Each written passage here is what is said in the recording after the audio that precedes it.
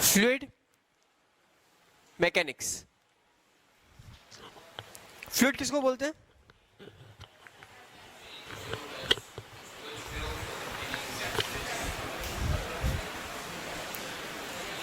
Gas and liquid दोनों ही fluid की category में आ जाते हैं।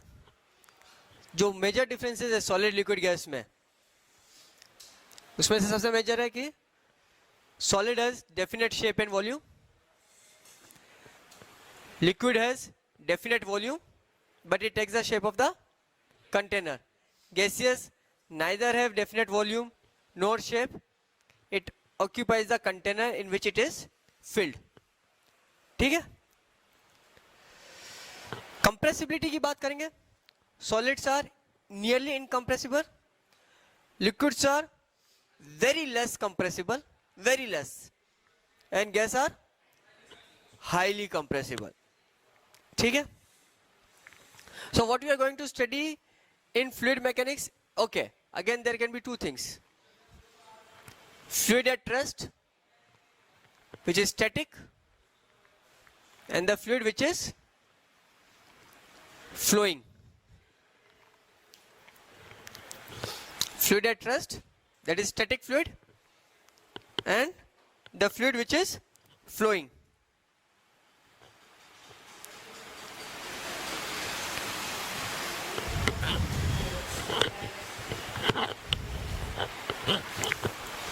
When we study the fluid at rest, that is static, we say hydrostatic.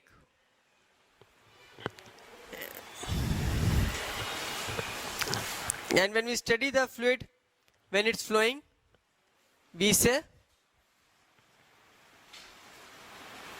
hydrodynamics. Hydrodynamics.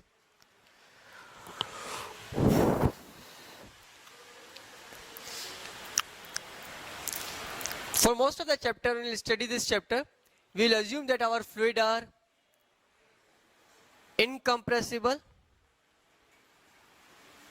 In this chapter, gas का जब अलग से पढ़ेंगे तो गैस कंप्रेसिबल ही है, बट जो फ्लूइड हम लोग स्टडी करने वाले, which is mostly liquids, the fluids are incompressible and non-viscous.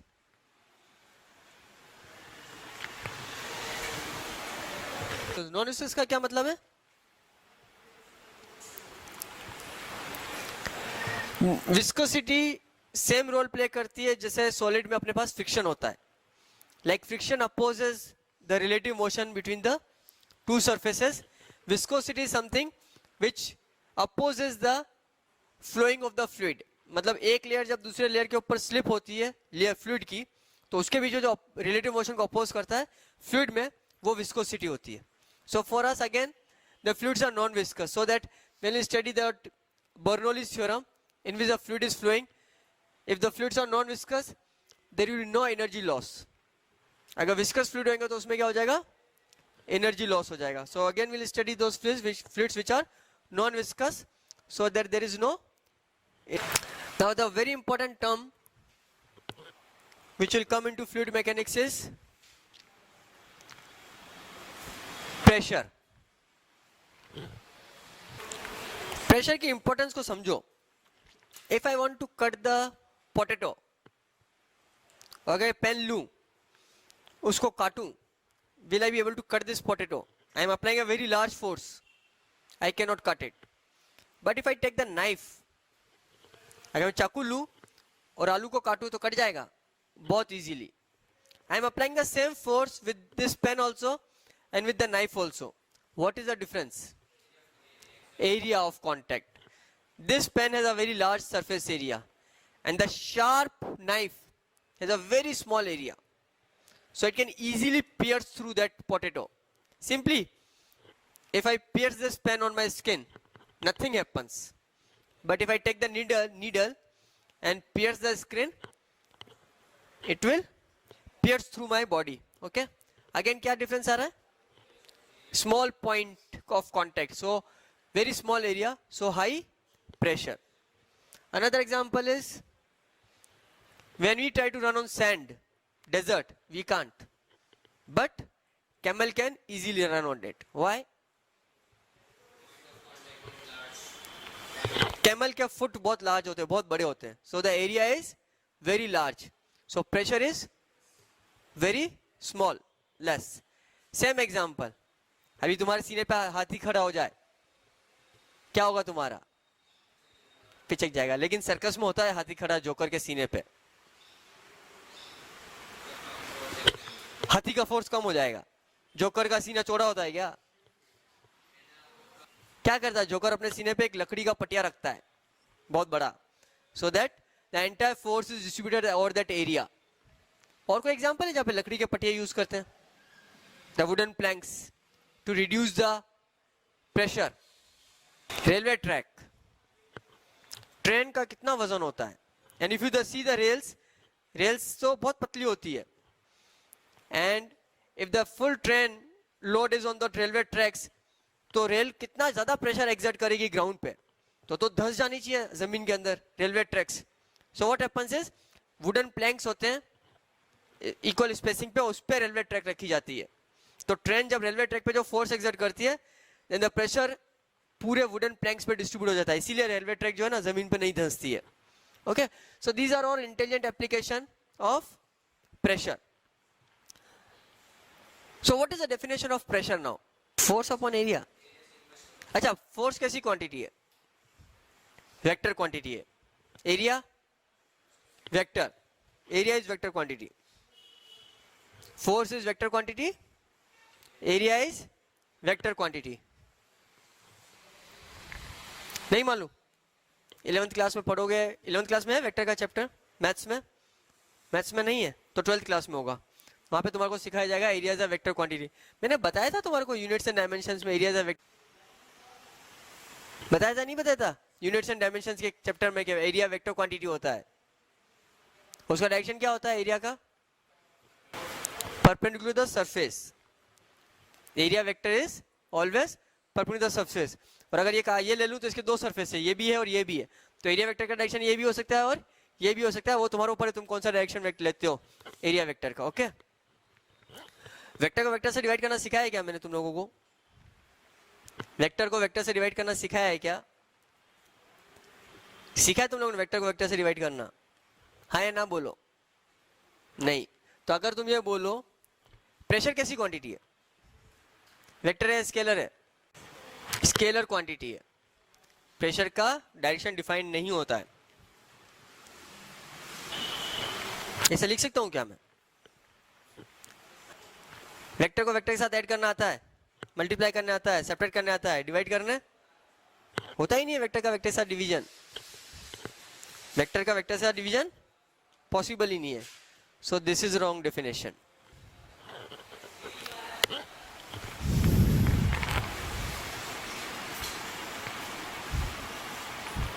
क्या ये लिखा जा सकता है?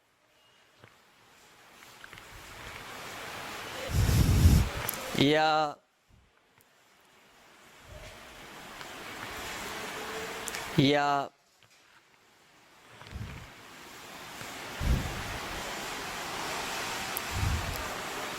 ये परपेंडिकुलर मतलब तो कंपोनेंट हो गया ना। ए तो मैंने हटा दिया क्योंकि वेक्टर से वेक्टर डिवाइड करना तो हमारे को आता ही नहीं है। अब मैंने सब मैग्नीट्यूड ले लिया है, बताओ कौन सी डेफिनेशन सही है? फर्स्ट वाली। अच्छा है, ए बी सी डी, बताओ कौन सी सही है?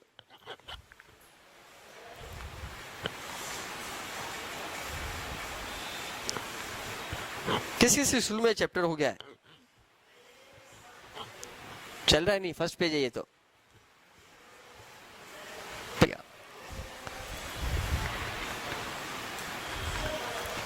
Now, what is F perpendicular?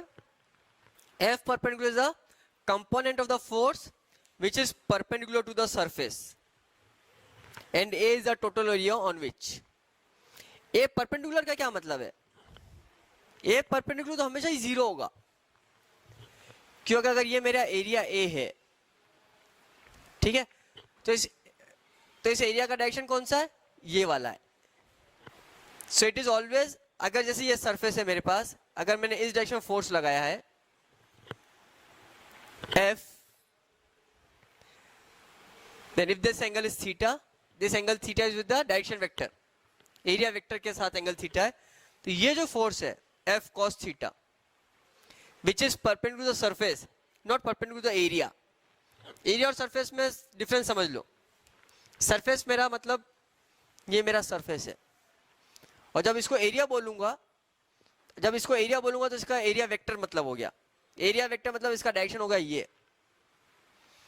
जब मैं F परपेंडिकुलर की बात करता हूं तो F which is perpendicular to the surface, okay. तो अगर ये F ऐसे लगा रहे अपन इंक्लाइंड एंगल पे, तो उसका जो परपेंडिकुलर कंपोनेंट है वो F परपेंडिकुलर है, और ये जो कंपोनेंट है जो सरफेस एरिया के पैरेलल है वो F पैरेलल हो जाएगा। तो F पैरेलल तो सरफेस के पैरेलल अगर फोर्स लगता है उसको क्या बोलते हैं? सरफेस के पैरेलल जो फोर्स होता है उसको क्या बोलते हैं?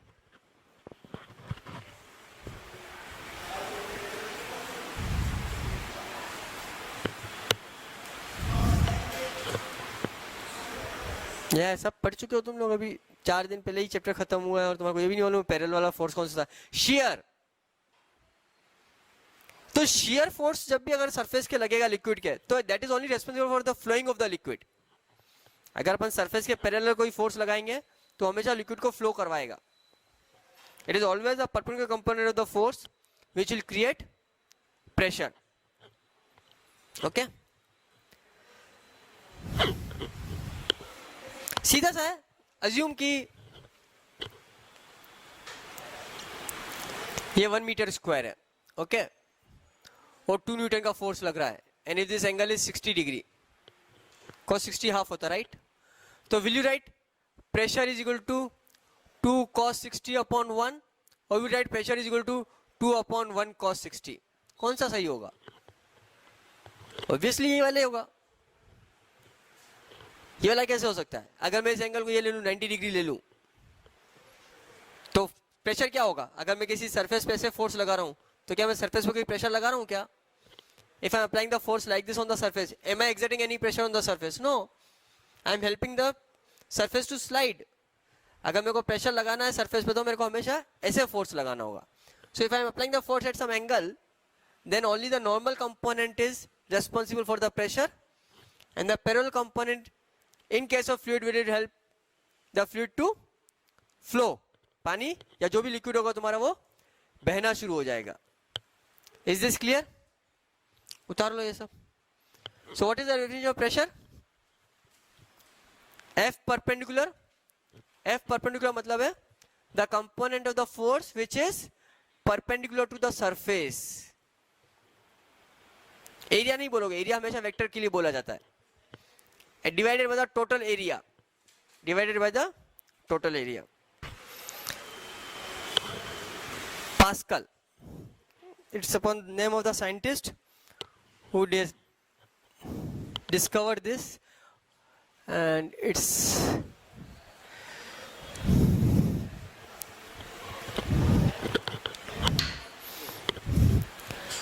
Newton per metre square. Force Newton में मेजर होता है और एरिया मीटर में मेजर होता है, न्यूटन पर मीटर स्क्वायर। एक और यूनिट होती है जब एटमॉस्फेरिक प्रेशर मेजर करने की बात होती है। Atmospheric pressure is nearly 1.013 into 10⁵ newton per metre square, जिसको अपन बार भी बोलते हैं।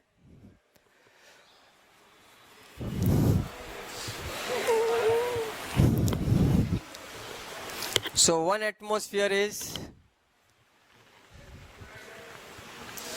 1.013 into 10⁵ Newton per meter square, which is also 1.013 into 10⁵ Pascal. Pascal भी बोल सकते हैं उसको।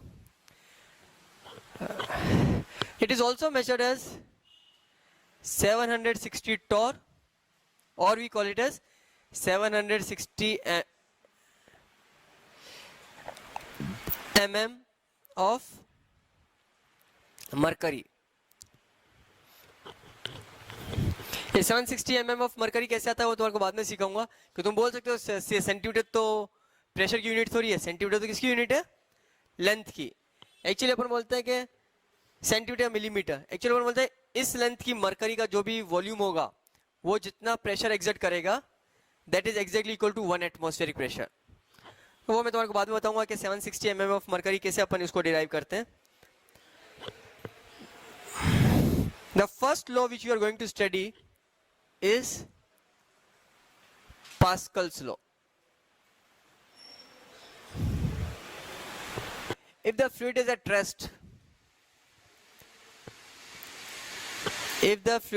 rest, then the pressure is same. Pressure is same at all the points which are at same height. या same depth लिख लो, which are at same depth. इसको prove कैसे करते हैं? अगर ये कंटेनर ले लिया जिसमें फ्लूइड है,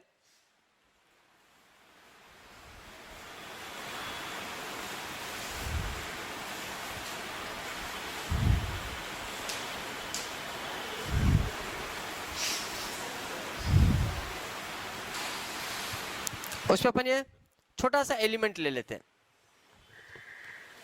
ठीक है, ये फ्लूइड अगर एट रेस्ट है और ये एलिमेंट क्या है, मेरा इमेजिनरी एलिमेंट है. तुम चाहो तो स्क्वायर ले सकते थे, तुम चाहो तो क्यूब ले सकते थे, तुम चाहते तो सिलेंडर ले सकते थे, कुछ भी ले सकते थे. बट अपन ने ट्रायंगुलर प्रिज्म चूज किया है because that will help us to understand. A B सी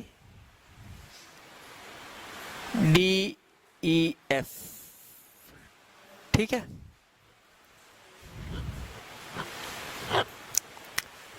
बहुत छोटा एलिमेंट है, it's a point element. But point के भी हमेशा क्या बोलते हैं, कुछ ना कुछ शेप होता है. एक प्रिज्म को कितना छोटा करते जाओ, when this prism tends to a point, इसलिए वो प्रिज्म ही रहेगा, सर्कल नहीं बनेगा, स्फीयर नहीं बनेगा. तो मैंने एक प्रिज्मेटिक एलिमेंट लिया है. समझ में आ रहा है ना कैसा है ये? ट्रायंगुलर प्रिज्म है, राइट एंगल.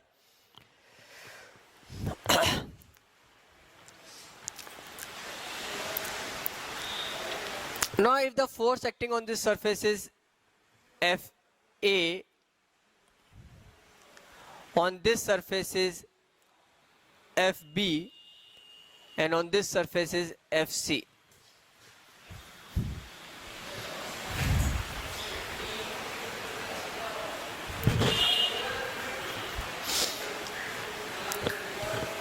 फ्लूइड अगर रेस्ट पे है तो इस जो प्रिज्म, छोटा सा प्रिज्म बना है, उस पे नेट फोर्स कितना होगा? उस पे नेट फोर्स हो जाएगा 0. मैं अगर इस ट्रायंगल को लेता हूं, अगर ये एंगल थीटा है,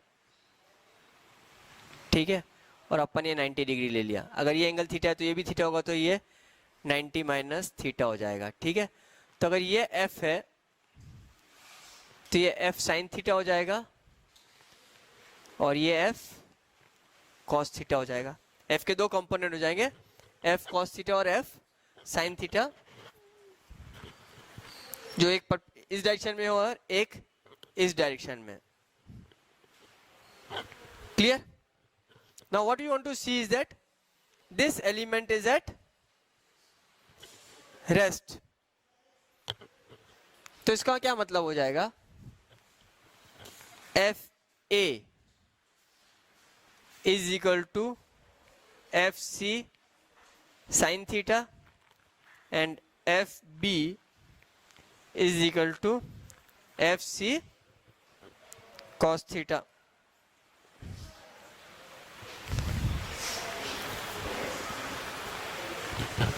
उससे तो वही आ जाएगा relationship, tan theta is equal to FA upon FB. अपन ने इस एंगल को थीटा माना है, अपन ने इस एंगल को थीटा माना.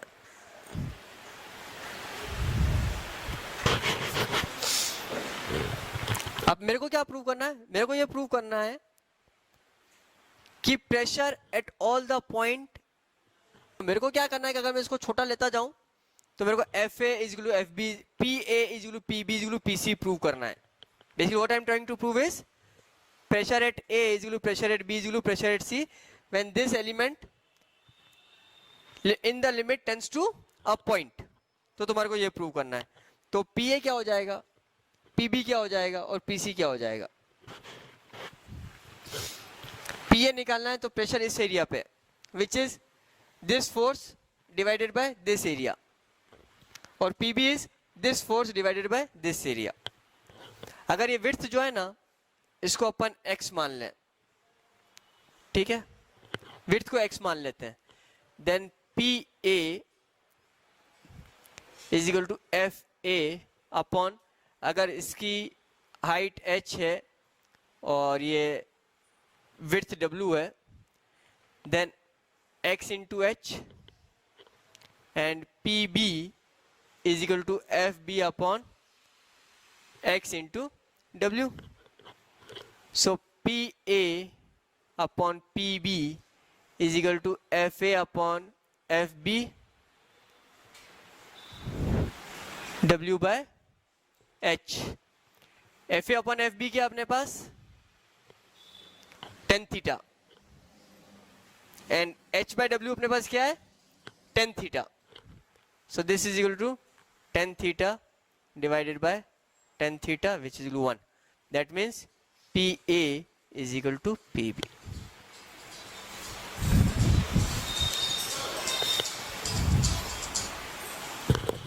कर लो उसको.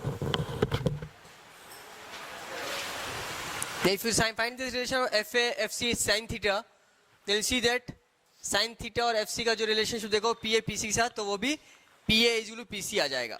So finally where we'll end up? PA is equal to PB is equal to PC.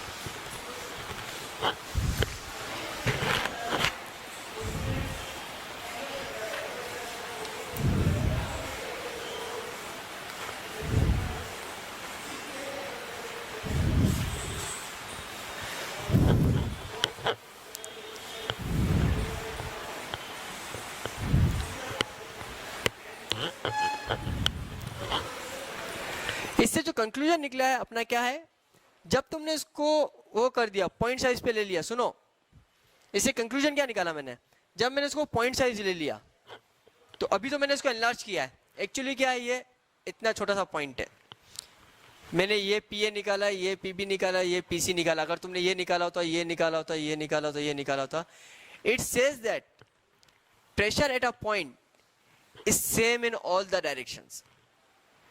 Pressure at a point is same in all the directions. The only thing is, अगर तुमने कोई भी surface ले लिया तो फोर्स हमेशा उस surface के परपेंडिकुलर ही होगा. फॉर एग्जांपल अभी अपन इस रूम में गैस है, गैस प्रेशर एक्सर्ट कर रही है, but if I ask you कि गैस वॉल पे किस डायरेक्शन में प्रेशर एक्सर्ट कर रही है, तो परपेंडिकुलर. अगर अपने सरफेस पे अपनी जो बॉडी है उस सरफेस से एयर प्रेशर एक्सर्ट कर रही है, and the force which the air is exerting on our body is normal to our surface. और वो कैसे पता चलता है, वो ऐसे पता चलता है कि you take any substance and place it inside the liquid. कुछ भी ले लो, जैसे पेन ले लिया, और अगर तुमने उसको लिक्विड में ऐसे रख लिया सपोज, या पेन लिया है तो सपोज कर लो ऐसे रख लिया, सपोज कर लो. Suppose if the force was not perpendicular to the surface, suppose if the force due to the pressure was not perpendicular to the surface, तो क्या होता, अगर सपोज इस सरफेस पे फोर्स परपेंडिकुलर ना लग के ऐसे लग रहा होता, तो फोर्स के दो कंपोनेंट होते हैं, एक परपेंडिकुलर कंपोनेंट होता और एक टेंजेंशियल कंपोनेंट होता है या नहीं होता. अगर फोर्स सरफेस पे परपेंडिकुलर ना लग के किसी एंगल से लग रहा होता तो फोर्स के दो कंपोनेंट होते, एक सरफेस के परपेंडिकुलर होता, दूसरा सरफेस के टेंजेंशियल होता. अगर लिक्विड सरफेस पे एक टेंजेंशियल फोर्स लगा रही है तो सरफेस लिक्विड वापस से टेंजेंशियल फोर्स लगाएगा. न्यूटन थर्ड लॉ क्या बोलता है, for every action there is equal and opposite reaction. इसका मतलब इस पॉइंट पे जो लिक्विड का सरफेस है उस पे ये वाला जो पॉइंट है वो इस डायरेक्शन में फोर्स लगाता है लिक्विड पे, यानी एक तो इसके नॉर्मल और एक इसके पैरेलल. दैट मीन्स जो लिक्विड है वो सरफेस के पैरेलल फ्लो होना शुरू हो जाता. अगर मैंने क्या बोला था, लिक्विड के टेंजेंशियल सरफेस पे कोई फोर्स लगेगा तो लिक्विड को क्या करेगा, उस सरफेस पे फ्लो करवाएगा. Liquid can not withstand shear force, starting में ही बोला था मैंने तुम्हारे को, लिक्विड में फोर्स हमेशा क्या होता है, उस सरफेस के परपेंडिकुलर होता है। अगर यहाँ पे मैंने लिक्विड के अंदर एक सरफेस रख लिया है तो अब यहाँ पे लिक्विड का एक सरफेस बन गया है। जब तक बल्क में था तब तक ठीक था, जैसे ही मैंने एक बॉडी इंसर्ट कर दी यहाँ पे एक सरफेस बन गया है। सरफेस पे कभी भी लिक्विड में टेंजेंशियल फोर्स नहीं हो सकता है। टेंजेंशियल फोर्स सरफेस पे लगेगा और लिक्विड की टेंडेंसी क्या हो जाएगी, फ्लो होने की। तो अगर ये सरफेस के परपेंडिकुलर नहीं होता और कोई एंगल बना रहा होता तो क्या होता, एक टेंजेंशियल फोर्स इस पे लगता और लिक्विड इस सरफेस पे फ्लो होना शुरू हो जाता। हैव यू एवर सीन कि अपन मग, जो बाल्टी होती है उसमें अगर कोई मग रखें या कोई भी ऑब्जेक्ट रखें तो फ्लूइड फ्लो होना शुरू हो जाता है उसके सरफेस पे, होता है क्या? नहीं होता है। That means the force is always perpendicular to the surface. इसीलिए मैंने वहां पे FC perpendicular to the surface बनाया है, FA ऐसे बनाया। तो अगर तुमने पॉइंट ले लिया, उस पॉइंट पे फोर्स तो प्रेशर तो हर पॉइंट पे एक्ट कर रहा है और इक्वल है हर डायरेक्शन में, बट अगर तुमने कोई एरिया रख लिया तो उस एरिया पे जो फोर्स होगा प्रेशर की वजह से वो हमेशा एरिया के, क्लियर है? Pressure is a scalar quantity, pressure का डायरेक्शन डिफाइंड नहीं होता है। लेकिन अगर तुम किसी प्रेशर की वजह से फ्लूइड के अंदर कोई सरफेस रख लोगे तो उस सरफेस पे उस प्रेशर की वजह से फोर्स किस डायरेक्शन में लगेगा, हमेशा परपेंडिकुलर। दो चीजें यहाँ पे कंफ्यूज मत करना, सुन लो। पहली डेफिनेशन मैंने प्रेशर की जब निकाली थी मैंने एक्सटर्नल फोर्स लगाया था। एक्सटर्नल फोर्स से अगर मैं लगा रहा हूं तो मैं तो फोर्स किसी भी डायरेक्शन में लगा सकता हूं। उस केस में मैंने प्रेशर की डेफिनेशन क्या बोली थी, perpendicular component of the force divided by the area. वो फोर्स कौन सा था, जो अपन लगा रहे अलग से। और ये जो फोर्स मैं बोल रहा हूँ लिक्विड के अंदर है, वो किसकी वजह से जनरेट हो रहा है, लिक्विड के अंदर जो प्रेशर उसकी वजह से। तो कोई भी एरिया अगर लिक्विड के अंदर जाएगा तो उसकी वजह से जो फोर्स बनेगा प्रेशर की वजह से वो उस सरफेस के हमेशा परपेंडिकुलर होगा। अदरवाइज प्रेशर का कोई डायरेक्शन नहीं होता, it acts in all the direction and has the same magnitude. और अगर लिक्विड इस रेस्ट पे है तो तुम कोई भी पॉइंट ले लो जो अगर सेम हाइट पे लिक्विड में, या अगर टॉप से मेजर करो तो सेम डेप्थ में, तो सब पॉइंट पे प्रेशर क्या होगा, सेम होगा, provided the liquid as rest. Static liquid की बात कर रहा हूं। So at a given point pressure exerted is same in all the directions in a fluid at a rest. जैसे अपन ने शियर फोर्स पढ़ा था, shear force was pressure per unit area, force per unit area, but pressure like shear, जैसे दूसरे shear force अपन ने पढ़े थे ना, प्रेशर भी force per unit area, but pressure is not a vector quantity. जबकि अपन ने जो शियर फोर्स पढ़ा था, फोर्स पर यूनिट एरिया, वो क्या था, वेक्टर क्वांटिटी था।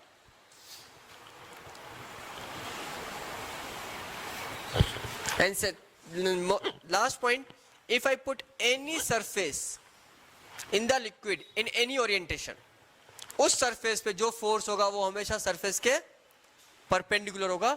ये सबसे इंपॉर्टेंट पॉइंट है। और यह कहां से पता चल रहा है, अगर फोर्स परपेंडिकुलर नहीं होता तो उस सरफेस के एक पैरेलल कंपोनेंट जाता और एक्शन रिएक्शन से अपने को क्या पता चलता है कि लिक्विड को फ्लो होना चाहिए सरफेस के ऊपर, जो कि वो फ्लो नहीं होता है। अगर कोई फ्लूइड है बीकर में, ठीक है, जिसकी हाइट h है, then the pressure at the bottom, अगर एटमॉस्फेयर P नॉट है, अगर लिक्विड की डेंसिटी रो है, acceleration due to gravity g है, then the pressure at this point P total is given as P naught plus rho GH. P total is given as P naught plus rho GH. P naught कौन सा pressure है, atmospheric pressure है, और rho GH जो extra pressure है वो किसकी वजह से आ रहा है, लिक्विड की वजह से। ये जो लिक्विड अपन ने बीकर में भर दिया है उसकी वजह से जो एक्स्ट्रा प्रेशर आ रहा है वो क्या है, rho GH। ये तो सिंपल फॉर्मूला है, तुम लोग इसको याद कर लो। This is pressure due to liquid, और गैस से तो फ्लूइड बोल दो, ठीक है, and it is also known as gauge pressure. ज्यादातर केस में हमेशा गॉज प्रेशर की बात करेंगे। एटमॉस्फेरिक प्रेशर तो सब जगह सेम होता है।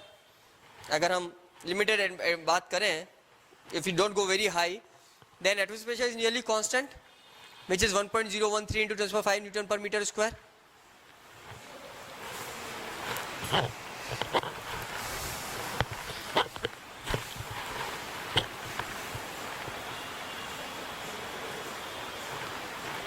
Variation of pressure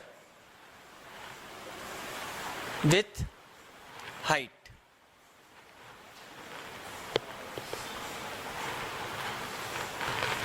अपन इसको अपना वो मान देते हैं, एक्स एक्सिस मान लेते हैं, ठीक है, इसको वाई एक्सिस मान लेते हैं और ये ओरिजिन है। अगर अपन ऊपर जाएंगे तो प्रेशर हाइट के साथ कैसे वेरी करेगा वो स्टडी करना है। What I do is we take an imaginary cylinder, okay, if this point is A and this point is B, तो इधर प्रेशर है PA और इधर प्रेशर है PB। एक इमेजिनरी सिलेंडर कंसीडर किया, ठीक है, मतलब क्या है, इसमें क्या है, सिलेंडर में क्या भरा हुआ है, पानी, सॉरी जो भी लिक्विड है मेरा, जो भी लिक्विड मेरा है वो इस सिलेंडर में भरा हुआ है, ओके। अगर मैं इसका फ्री बॉडी डायग्राम बनाऊं जैसे अपन मैकेनिक्स में करते हैं, तो ये क्या हो गया अपने लिए, अपन ने जिसको सेपरेट आउट किया वो क्या है अपने लिए, एक लिक्विड का कॉलम है सिलेंडर के फॉर्म में। ऊपर से क्या लग रहा है प्रेशर PA, नीचे से प्रेशर लग रहा है PB। अगर इस हाइट को अपन मान लें डेल्टा Y और इसका एरिया ऑफ क्रॉस सेक्शन अपन मान लें सिलेंडर का A, तो ऊपर से फोर्स कितना लग रहा है, FA क्या है, PA into area of cross section A। नीचे से फोर्स कितना लग रहा है, FB is equal to PB into area of cross section A। और इसका टोटल मास कितना है, M इज इक्वल टू, अगर इसकी डेंसिटी रो है then M is equal to density into volume, volume is what, A into delta Y। तो क्या है, FA ऊपर से लग रहा है, FB नीचे से लग रहा है, तो वापस अगर मैं थोड़ा सा दूसरा डायग्राम बनाऊंगा तो क्या बनेगा, FA यहां से लग रहा है, FB ये लग रहा है और MG नीचे की तरफ एक्ट कर रहा है, right. If you balance it what will get, FA plus MG is equal to FB और FA minus FB is equal to minus MG। FA क्या है, PA इंटू A, FB क्या है, PB into A। A common निकाल लो, PA minus PB is equal minus M की जगह मैं क्या लिखूंगा, रो AG delta Y। PA minus PB को मैं लिख लूंगा PA, अगर मैं नीचे से ऊपर जा रहा हूं तो PA माइनस PB क्या है मेरा, चेंज इन प्रेशर। B से A की तरफ जा रहे हैं अपन तो PA माइनस PB क्या है, चेंज इन प्रेशर। चेंज हमेशा फाइनल माइनस इनिशियल होता है। मैंने y डायरेक्शन को ऊपर पॉजिटिव डिफाइन किया, ध्यान रख लेना। ऐसा इसलिए करते हो कि ज्यादातर ये जो डेरिवेशन है ना वो एटमॉस्फेरिक प्रेशर के काम में आता है। तो अपन जब ऊपर जाते हैं तो ऊपर का प्रेशर मेजर करना है अपने को, ठीक है। So PA minus PB, so A से A कट गया, delta P minus rho G delta Y, और I can say delta P by delta Y is minus rho G।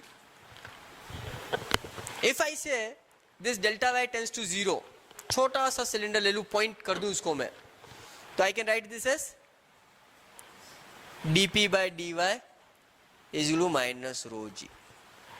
ये अपनी differential form of variation of pressure with height है, और ये exact equation है dP by dy is minus rho G। In fact तुम यहाँ पे भी देख लो, PA माइनस PB क्या गया, minus rho G delta Y। अगर मैं पहला पॉइंट यहाँ पे लूँ और दूसरा पॉइंट यहाँ पे लूँ तो हाइट क्या हो गई, H, तो PA माइनस PB क्या गया, माइनस रो G H, तो PB क्या हो गया, PA प्लस रो G H। PA मतलब यहाँ पे प्रेशर कितना है, कितना है यहाँ पे प्रेशर, एटमॉस्फेरिक प्रेशर P0, तो PB क्या हो गया, PA प्लस रो G H, यही आ गया P0 plus row G H।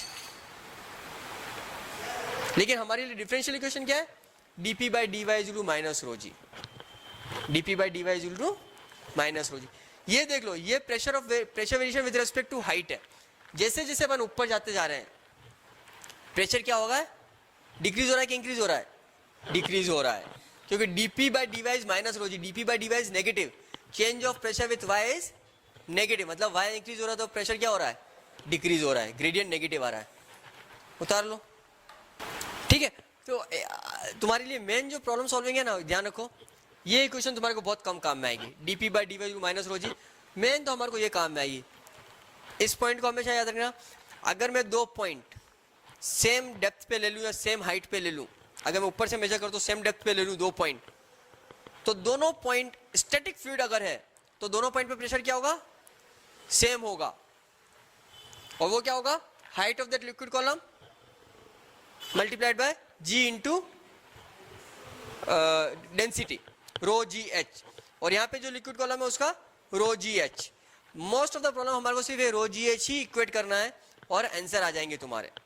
90% of the problem तो हमारे खाली इस रो जी एच फॉर्मूले से ही सोल्व हो जाएगी, अगर तुम्हारे रो जी एच ढंग से यूज करने आ गया स्टैटिक फ्लूइड में, स्टैटिक डायनेमिक्स में, मतलब स्टैटिक फ्लूइड जब पढ़ेंगे अपन, जहाँ पे प्रेशर निकालने की बात आएगी, ये P not plus row g H, P not तो सब जगह रहेगा एटमॉस्फेरिक प्रेशर, तो डिफरेंस क्रिएट होगा किसकी वजह से होगा, हाइट ऑफ द लिक्विड की वजह से। This rho is known as density of the fluid which is defined as mass per unit volume. Remember एक टर्म और होती है relative density. Relative density is density of the substance divided by the density of water, density of the substance divided by density of water at 4 degrees Celsius, density of water at 4 degrees Celsius, क्योंकि density of water तो very करती है, और 4 degree Celsius में density of the water क्या होती है, maximum होती है, that is the anomalous behavior of water, है ना। जनरली क्या होता है कि किसी भी सब्सटेंस को हीट करते हैं, खास करके फ्लूइड को, तो उसकी डेंसिटी क्या होती है, डिक्रीज होती है जब हीट करते तो, लेकिन वाटर को 4 डिग्री पे मैक्सिमम होती है, यानी 0 से 4 तक वाटर की डेंसिटी इंक्रीज होती है, और 4 के बाद वाटर की डेंसिटी क्या होती है, डिक्रीज होनी शुरू हो जाती है। And the density of water 4 degree Celsius is 1 × 10³ kilogram per metre cube, which is maximum. Okay, class is over, will continue in the next class.